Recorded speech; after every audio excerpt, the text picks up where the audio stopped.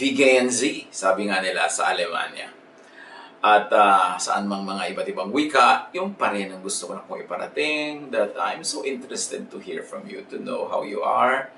At magkaroon tayo isang virtual hug.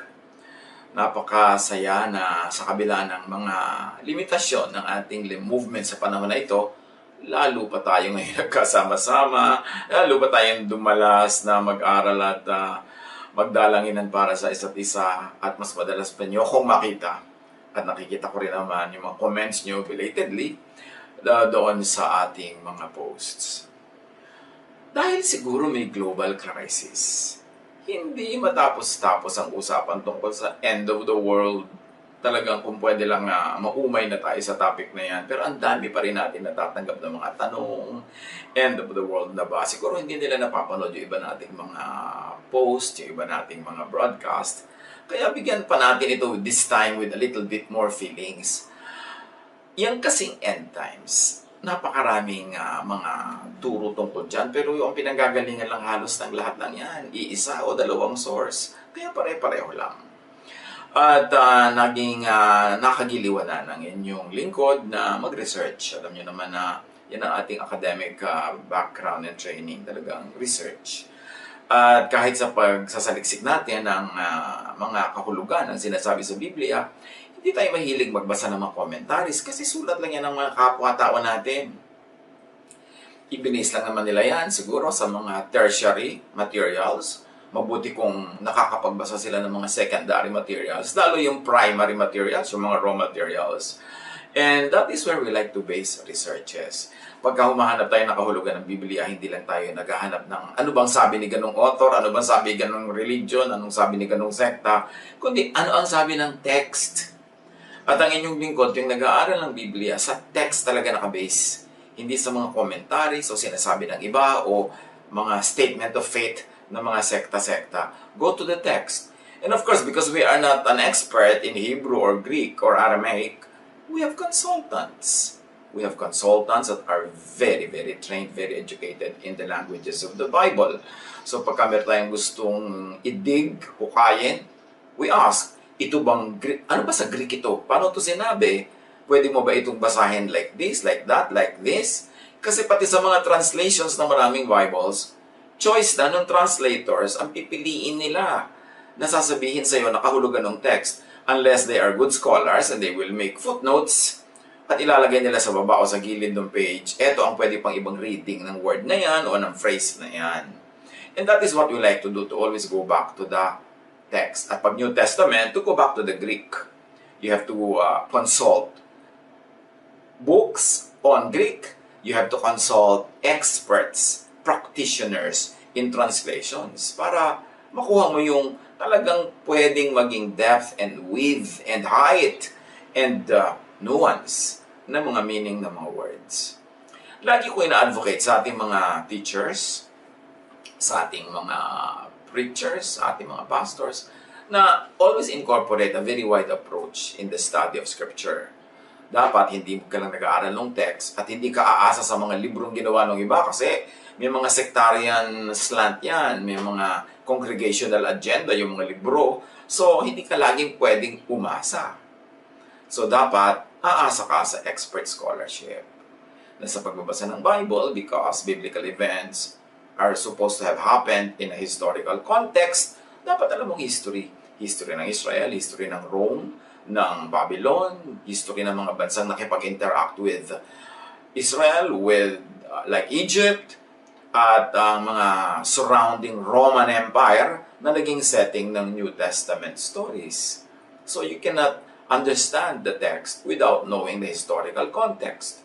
At syempre, because the Bible is a written work, you have to employ skills in literature. How to read poetry, how to read between the lines, how to understand symbolisms in ancient languages. You need to understand this para lalong makalalim ang understanding mo of the text. So you also have to study culture. Because may cultural context ang scripture. Ano ba ang culture noong panahon ni Abraham? Iba yun.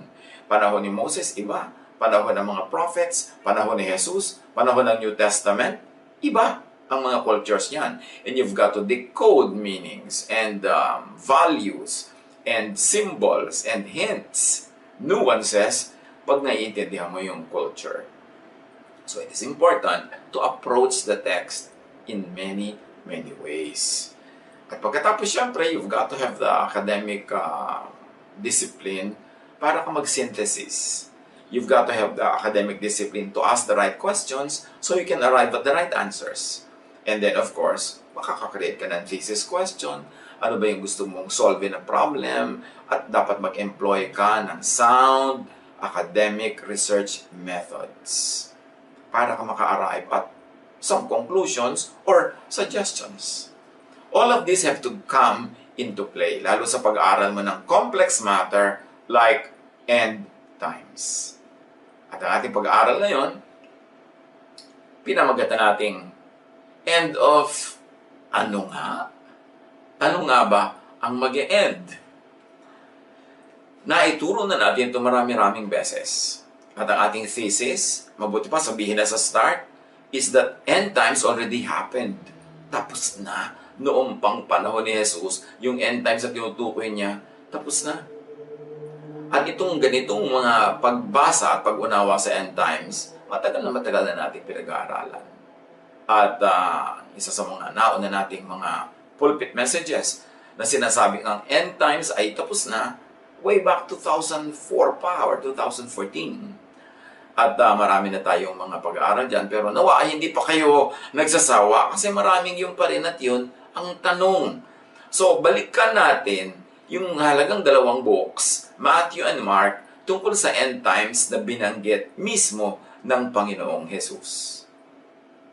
Mark 13, 1-4. As Jesus was leaving the temple, one of his disciples said to him, "Look, teacher, what massive stones!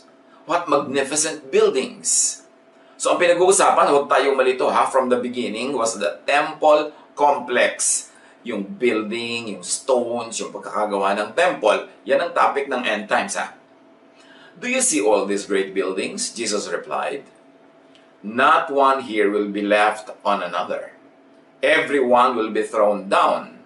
The temple complex ang binabanggit pa rin ni Jesus. And in fact, sa talinghaga, sinabi niya, "Destroy this temple and I will build it again in 3 days." Because when the temple, the stone temple is destroyed, another temple will be built. A new Jerusalem will rise, and new heaven and new earth will begin to be available to believers. But of course, that's another story. Pero related yung topic na yan. So sabi ni Jesus, nakikita nyo ba yung mga building na yan? Walang matitira. Ni isang bato dyan na magkapatong. Kasi ang lahat ay iguguho. And once more, the topic is the temple. As Jesus was sitting on the Mount of Olives opposite the temple, Peter, James, John, and Andrew asked him privately, "Tell us, when will these things happen? And ano yun? When will the throwing down of the stones? When will the destruction of the temple happen?" Paulit-ulit ako kasi yung iba, naging end of the world na yan end of the temple ang pinag-uusapan dito And what will be the sign that they are all about to be fulfilled? So the disciples were asking for signs of the time of destruction. At sa Matthew 24, 1-2, ito rin ang topic ni report ni Matthew. Jesus left the temple and was walking away when his disciples came up to him to call his attention to its buildings. "Do you see all these things?" he asked. "Truly I tell you, not one stone here will be left on another. Everyone will be thrown down." So to recap, the topic is the end of the temple as building, a center for sacrifice, for animal sacrifices, a center for Jewish priesthood, the end of the temple as God's supposed habitation on earth, yun ang press release ng mga priests, the end of the temple as supposed meeting point between God and humans, or as heaven and earth combined in one building, kasi yun ang image ng temple sa mga ancient Israelites. Matthew 24:3. As Jesus was sitting on the Mount of Olives, the disciples came to him privately. Tell us, they said, when will this happen? And what will be the sign of your coming and the end of the age? Not the end of the world, ha? The end of the age. But early on, linawin natin, may mga Bible kasi ang translation dito sa verses na ito, end of the world. At yun ang nagpasimula nitong end of the world scare, end of the world Hollywood industry. Pero yung Greek, end of the age. At yung mga Bible versions na nag-translate nito ng end of the world, nag-update na sila ngayon. End of the age na rin ang translation nila, which is more faithful to the Greek original. So, note that the Greek says the end of the age. The period, the time frame, o sa Tagalog yung panahon ng ang pagtatapos ng panahon ng Hapon, ng panahon ng vaudeville, ng panahon ng Amerikano, ng panahon ng bell-bottom, yun, panahon, uso, a certain time frame with a certain specific culture, a certain specific ambiance, a certain specific mood, teaching, philosophy, or politics.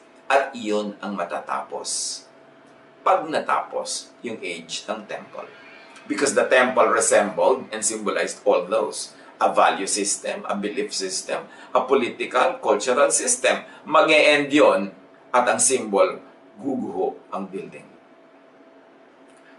The disciples understood that the destruction of the temple, the coming of Jesus and its sign, the end of the age and its sign would all happen concurrently, meaning at the same time or period. That they are all interrelated, that they are all framed as one and the same event. Pag binalikan natin yung verse, when will this happen? What will be the sign of your coming and the end of the age?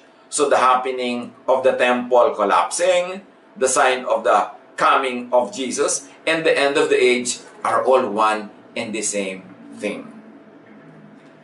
And Jesus answers and proceeds to mention the signs. Sa Matthew 24:5, sabi niya, "For many will come in my name, claiming I am the Messiah." And then he goes on, wars, famines and earthquakes, persecution, all this will happen. Matthew 24:13-14. But the one who stands firm to the end, not the end of the world, the end of this period, will be saved. And this gospel of the kingdom will be preached in the whole world as a testimony to all nations. Akala ng iba yung will be preached throughout the whole world, ito the whole planet. Hindi naman kasi world or planet ang pinag-uusapan dito. Culture, to the whole of humanity. And this happened at the day of Pentecost, when the first clear sermon on Jesus and his love and his salvation was preached to all the God-fearing Jews gathered from all over the known world, the Mediterranean world, the Roman world. They were all in Jerusalem for the Feast of Pentecost. So when the gospel was preached to them, it happened already at the time. The gospel was preached throughout the whole world. Symbolic language yun, hindi physical na every sulok, every bato and bundok of the planet. Although that is nice to do. Matthew 24:14-16. And then the end of the temple, let me be emphatic, the end of the temple will come. Then let those who are in Judea flee to the mountains. Therefore, the message of Jesus, the warning is for the Jews. Hindi sa ibang tao, sa ibang panahon. Yung mga Jews na aabutan ng lahat ng sign na ito, ng pagguho ng temple, ng end of the age, sabi niya, huwag na kayong pupunta sa mga bundok para tumakas. Clearly, ang message ng end time, tungkol ito sa Jews, sa Judea, sa panahon na yon. Hindi sa atin ngayon. Kasi hindi naman tayo yung Jews na kailangang mag-flee from Judea. Matthew 24:29. Immediately after the darkness of those days, the sun will be darkened, and the moon will not give its light, and the stars will fall from the sky, and the heavenly bodies will be shaken. Again, dahil nililiteral ng marami itong mga sinasabi dito at ina-apply sa lahat ng panahon, hindi sila mindful na ito yung nangyari noong panahon ni Jesus.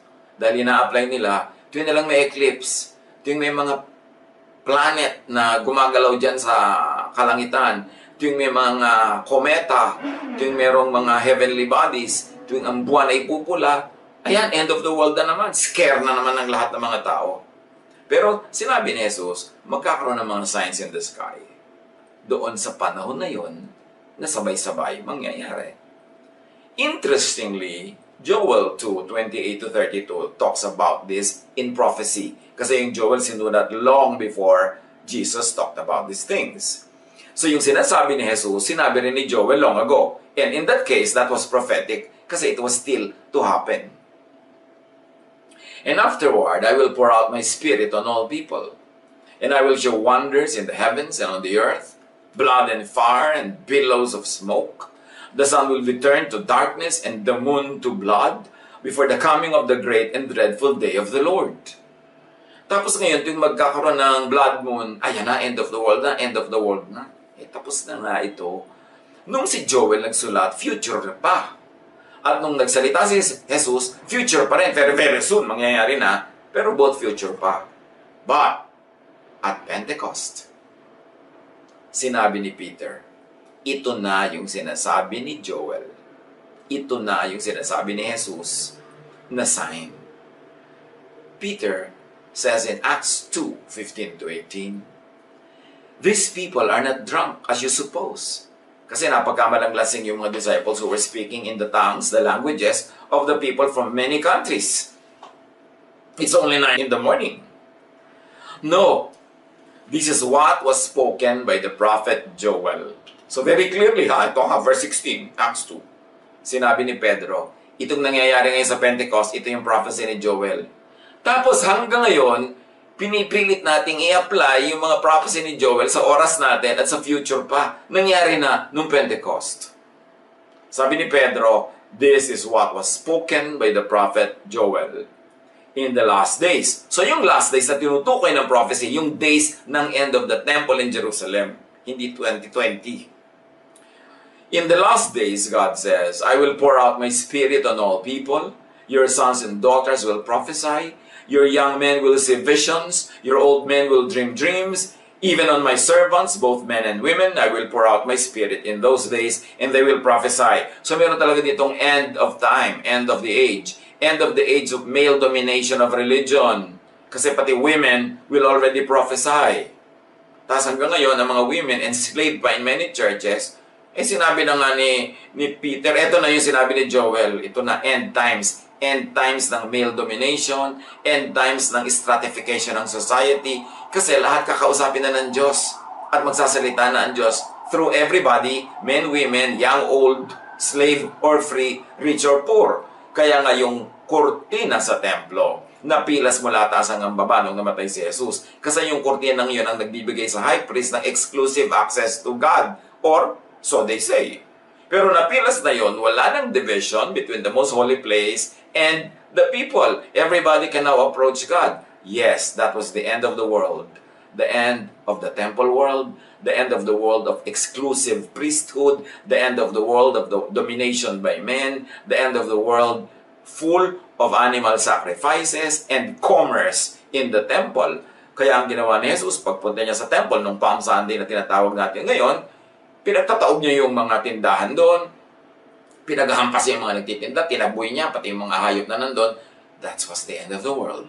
The world of the temple, a center for sacrifice. The end of the franchise of the temple priests to stand between God and men. Yung magi-intercede between God and men. Wala nang intercessor. Kasi pinilas na ang templo. Everybody can approach God. Everybody can pray. Everybody now will be given by God this revelation. And everybody can prophesy. Tapos hanggang ngayon, may mga exclusive groups pa and clubs. Sila lang dapat ang magi-stand in the gap. Bakit? Walang gap. Kasi nung pinilas na ang temple, si Jesus na ang nakastand sa gap na yan. And we are with Christ. Christ is in us. So walang gap between us and God. Tapos meron pang laging we stand in the gap to make themselves feel important, para bigyan ng mga sarili nila ng ministry to stand between people and God. Pinilas na ang kurtina sa templo. Hello! Ang tagal na nun. Nung sinira ang kurtina muna, pagkatapos kasunod yung buong templo. Sinira rin yun nung AD 70. At hindi na yun binuo muli. Kasi ang templo na ng Diyos ang espiritong nakatira sa mga mananampalataya. ang puso ng mananampalataya, and yung fellowship, the church, that group of people who believe, yun na ang templo ng Diyos. When 2 or 3 are gathered in the Lord's name, the Lord is there. Hindi mo na kailangan ng templo, hindi mo na kailangan ng franchise, hindi mo na kailangan to be authorized by anybody, because when 2 or 3 are gathered in the Lord's name, He is there. The church was democratized, spirituality and religiosity were both democratized, pinilas ang templo, ang kortina ng templo, giniba ang templo. Hindi ba napakalinaw nun? Na gusto ng Diyos directly ang relationship between people and God. Pentecost is the fulfillment of Joel's prophecy, of Jesus' words. Pentecost is the fulfillment of sign of the end of the age of the temple, of sacrifices, of priesthood, the end of the law. Nung pinilas yung kortina, nung nagkaroon ng Pentecost, and then later on, in their own generation, tulad ng sinabi ni Jesus, the temple was destroyed, that was the end of the law. Pentecost is the sign of the beginning of the new age of love and grace, of the Spirit, of salvation and freedom. That age ended, the end of the age of the law, because the age of the Spirit and love and grace began. The temple had to die for this kingdom of God to come. The temple had to die for this new life in Jesus to live.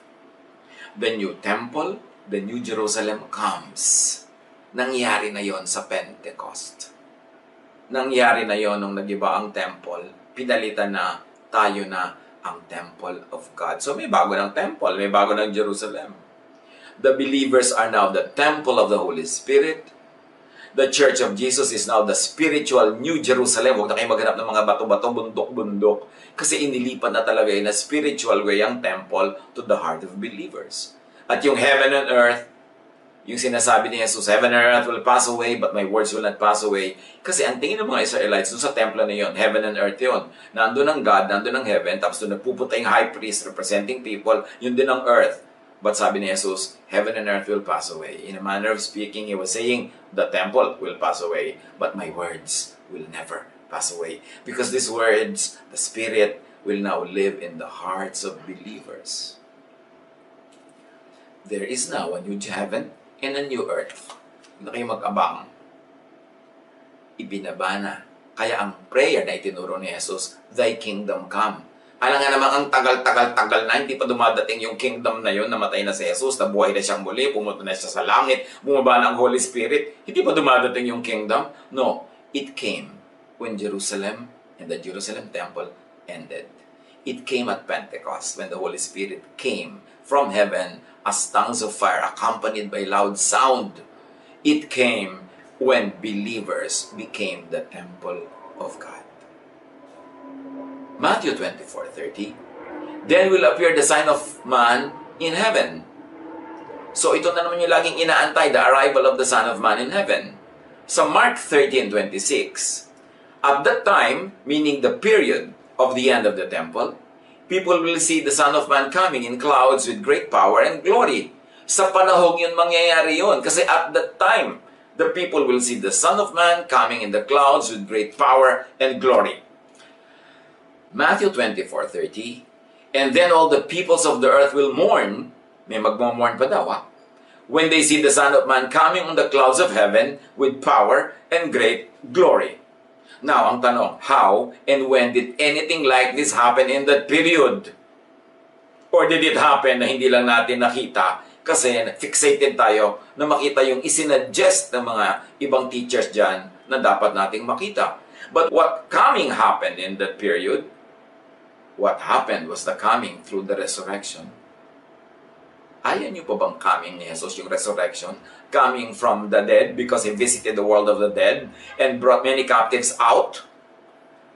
Jesus came. Ang una niyang pagdating nung simula pa lang, because in the beginning was the Word, and the Word was with God, and the Word was God, and the Word became flesh. So dumating na. Pagkatapos, nung Pasko, dumating na siya. Jesus came as flesh when He was born. Pagkatapos, Namatay na siya, bumalik siya. He came as the resurrected Christ. Pagkatapos ipinadala niya ang Holy Spirit na pangako niya, the Holy Spirit came in the name of Christ. Ano pa bang coming talaga ang gusto nating mangyari? Tapos when you accept Jesus into your heart, He comes into your heart. That is the most important arrival and coming of Jesus. When Jesus comes into your heart. So nasa puso mo na siya, temple ka na ng Holy Spirit, ano pa ba talaga ang gusto mong hantayin pagbabalik? Super great coming na yon, yung resurrection. And that was also accompanied by signs from the sky. Matthew 28, 2-4. There was a violent earthquake. For an angel of the Lord, diba yung earthquake sign din yan nung end?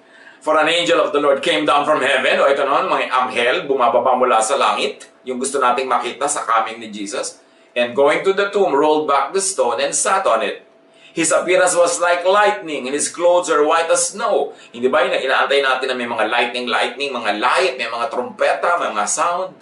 And the guards were so afraid of him that they shook and became like dead men. Hindi pa ba yung this earth and the people of the earth will mourn?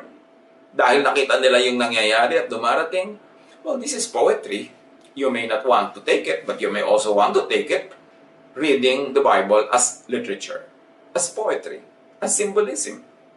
Kaya sabi ko, kailangan mo ng history, ng culture, ng arts, ng literature, ng archaeology, ng languages, para ma-decode ang mga meaning kasi symbolic yung language. Now, what else happened and what else came, who else came during that period? The coming of the Holy Spirit at Pentecost happened in that period also. Do we ignore that? Jesus said, I'm not going to leave you, I'm going to send you a counselor. I will never leave you, but immediately I'm going to send a counselor to you. So, hindi pa ba natin gustong representative ni Jesus na dumating ng Holy Spirit? Acts 2, 1-13. When the day of Pentecost came, they were all together in one place. Suddenly a sound like the blowing of a violent wind came from heaven and filled the whole house where they were sitting. They saw what seemed to be tongues of fire that separated and came to rest on each of them. All of them were filled with the Holy Spirit and began to speak in other tongues as the Spirit enabled them. Now, why did they speak in tongues? Tongues that were spoken by many people from around the world. Hindi ito yung gibberish na walang sense, kundi languages understood by people from other countries. Kaya nagulat yung mga maraming Hudyo from all over the world, the known world, the Mediterranean Roman world, that were assembled in Jerusalem for the Pentecost. Kasi nadinig nila yung mga disciples speaking to them in their own native languages. And so why was the speaking in tongues done at Pentecost? Because at Pentecost, the gospel was preached throughout the whole world. To all the peoples of the known world, the world known to the Israelites. So natupad yung ends of the earth na yan. You will be my witnesses in Jerusalem, Judea, Samaria, and ends of the earth. Nangyari yun nung Pentecost. Because the ends of the earth were represented in that gathering. The Old Testament period of law was concluded and a new era began. Yan din ang nangyari nung period ng Pentecost. Some days before that and some years after that. Isang period time frame lang yun. It must be taken as one time, as one period, as one age. The end of the age. The day of Pentecost also witnessed signs which followed the coming of the Holy Spirit. As Jesus had predicted, those who believed spoke with new tongues. Kasi sabi ni Jesus, and these signs will accompany those who believe. In my name, they will drive out demons. They will speak in new tongues. Mark 16:17. So sinabi na rin ni Jesus yung mangyayari sa Pentecost as part and sign of the end. At 2,000 years ago na yun, yung iba abang pa ng abang ng end of the world, end of the age ngayon. Now, the day of Pentecost also saw the first converts of the Christian church. When Simon Peter delivered a sermon proclaiming that Christ has risen, some 3,000 people became converted. Acts 2:41. So, na-preach na to the whole world yung gospel. Those who accepted this message were baptized, and about 3,000 were added to their number that day. Sabi ng Book of Acts. Now, Matthew 24:31, and He will send His angels with a loud trumpet call, and they will gather His elect from the four winds, from one end of the heavens to the other, the ends of the earth, the day of Pentecost because all the elect or the representative of the elect were already gathered at that time. Hindi pa to futuristic event, past na to. So, Pentecost pa rin ang sagot. Colossians 1:23. This is the gospel that you heard, and that has been proclaimed to every creature under heaven, of which I, Paul, have become a servant. So you see si Paul, yung pag-proclaim to every creature under heaven ng gospel, sa kanya past tense na, he was referring to what happened at Pentecost and the days after that until him. Sabi niya, this is the gospel that you heard and has been proclaimed to every creature under heaven. Past tense. He was referring to the Pentecost and to end times as past tense. In other words, tapos na. Now, sa pagpapatuloy ng Matthew 24:33 to 34, even so, when you see all these things, you know that it is near, right at the door. What? The end. Truly I tell you, this generation will certainly not pass away until all these things have happened. How can you be clearer? Sabi ni Jesus, kayong henerasyon na nabubuhay, naririnig niyo ako, meron sa inyong mga buhay pa mangyayari na lahat ng end times na to. Hindi kayo lahat mauubos bago to matupad. So it happened in their generation. And really, their temple was destroyed in AD 70 by Rome. There was the big Jewish revolt, and Rome answered with an iron fist, burned, destroyed Jerusalem, as you can see in artistic depictions of that, what happened. But very interestingly, sabi sa Luke 21:20, when you see Jerusalem being surrounded by armies, you will know that its desolation is near. And that talks about the Roman destruction of Jerusalem in AD 70. Luke 21:20 said that, alam nyo matatapos na ang end, or dadating na ang end, matatapos na ang end of the age, matatapos na ang lahat pag nakita nyo na si pinaligiran ng mga kawal ang Jerusalem. And that happened in AD 70 in their generation. Not in ours, not in some future time. Tapos na. The Roman army destroyed Jerusalem and the temple in AD 70. And they took the treasures of the temple. One of the most outstanding things that they took was the menorah, a great symbol in Judaism. And the taking of this menorah is memorialized in the Ark of Titus, which is standing near the Colosseum in Rome. Makikita natin sa picture, the people of Rome carrying the menorah into Rome. And this is carved on one of the walls of this great Ark of Titus. Tapos na yung destruction of Jerusalem, tapos na yung end of the age, which many people thought was the end of the world, which if you like to use the word world, the end of the temple world. Matthew 24:37 to 38, as it was in the days of Noah, so it will be at the coming of the Son of Man. People were eating and drinking, marrying, and giving in marriage. So ngayon, yung may party, yung may malaking event, yung may concert, sinasabi ng mga tao, ayan, end of the world na. But that partying and that eating and drinking happened at Pentecost kasi piyesta nun. At nung nga nangyari talaga yung end ng temple in that period. Matthew 24:40 to 41, 2 men will be in the field, one will be taken and the other left. 2 women will be grinding with a handmill, one will be taken and the other left. So, these two would happen in the same period. So, by now, tapos na rin ito. Yung iba abang pa ng abang na mag-disappear yung nanay niya, mag-disappear yung tatay niya, natatakot sumakay ng bus, baka mag-disappear yung driver. Nangyari na nga ito, kasama ito ng lahat na magaganap na sinabi ni Jesus, matatapos sa kanilang generation. Dahil sabi niya sa Matthew 23:36, another reference of the same thing, or to the same thing, truly I tell you, all this will come on this generation. Whose generation? The generation he was talking to. And that's 2,000 years ago. Tapos ngayon, every generation is waiting for this event to happen in their lives and scaring themselves and scaring everyone. 1 John 2:18, dear children, this is the last hour, as you have heard that the Antichrist is coming. Even now, many Antichrists have come. This is how we know it is the last hour of the temple. So yung mga Antichrist na yan, nangyari na noon. Tapos na ang end times, tapos na ang panahon ng Antichrist. Because when you read, especially Revelation, coded language yan kasi dangerous times. ang kanilang persecutor, Rome.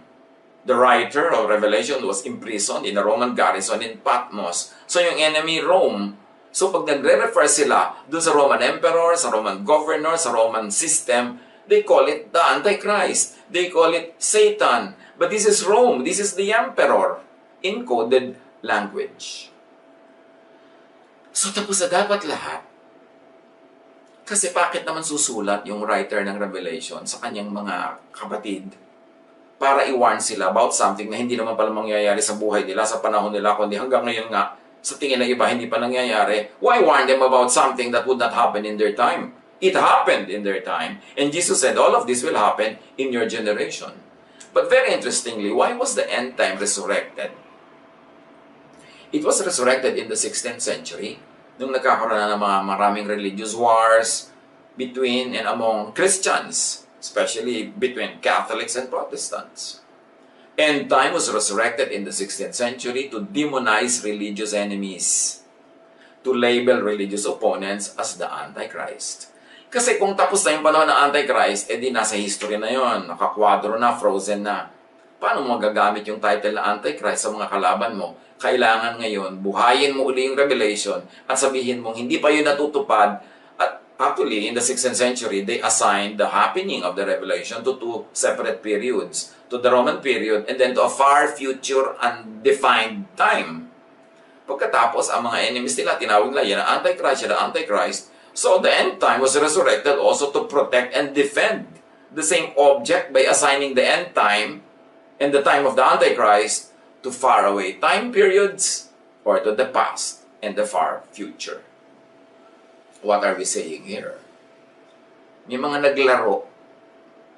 Pinaglaruan nila yung end times, pinaglaruan nila yung Revelation, at nagturo silang hindi pa yung nangyayari. Mangyayari pa lang yan. At in fact, yung meron silang mga kalaban na gusto nilang tawaging Antichrist, sinasabi nila, eto na, nangyayari na yung sabi sa Revelation. Eto na, nangyayari na yung mga sign. Natatakot ang mga tao, nakokontrol tuloy nila. So, ang dami-dami na naging Antichrist mula nun. Kasi ngayon, ang mga naniniwala dito na hindi pa nangyayari yung sinabi ni Jesus na nangyari na, lagi nakakakita sila ng mga demonyo sa tasa, demonyo sa dahon, demonyo kung saan-saan. At lahat ng kalaban nila, pag may ibang doktrina, yun ang Antichrist. Ang dali-daling i-assign. Pagka pinawalan mo yung end time sa kanyang history at ginawa mo siyang futuristic. That is actually one of the possible options sa pagtingin natin, sa pagka-theologize ng marami sa end times. End time is rescheduled to control it, to weaponize it, to demonize and label as Antichrist religious competitors. Kaya ngayon, lahat lang napagbintangan na ng Antichrist. Lahat ng mga presidente, lahat ng mga ambassador, lahat ng mga corporate giants, puro Antichrist na lahat. O yung mga maliliit na pastor sa mga sulok at silong-silong na kalaban ng kapwa-pastor, ang Antichrist din yung kalaban niya. Kasi pagka pinawalan mo sa past, sa history, yung end times, pwede mo siyang i-assign kahit saan panahon. Pwede mong i-assign yung mga karakter doon kahit kaninong kalaban mo. And that's exactly what's happening. That's why it is so confusing and so scary. But Jesus said, all this will happen in your time, in your generation. Sino naman ang gusto makipagbabag kay Jesus tungkol doon? Para ipilit nyo na hindi pa talaga nangyayari. In fact, ngayon pa lang nangyayari yun. At yung Antichrist ay yung biyanan nyo. You can assign that to anybody. Luke 21:32. Truly I tell you, this generation will certainly not pass away until all these things have happened. Heaven and earth will pass away, or the temple will pass away, kasi yun ang symbol ng heaven and earth together in one place. But my words will never pass away. The temple will pass away. The temple passed away. All of this, tapos na. 1 Corinthians 7:31, for this world, in its present form, is passing away. Hindi physical form, cultural form, religious form, spiritual form, political form, matatapos yun. And there will be a new world order.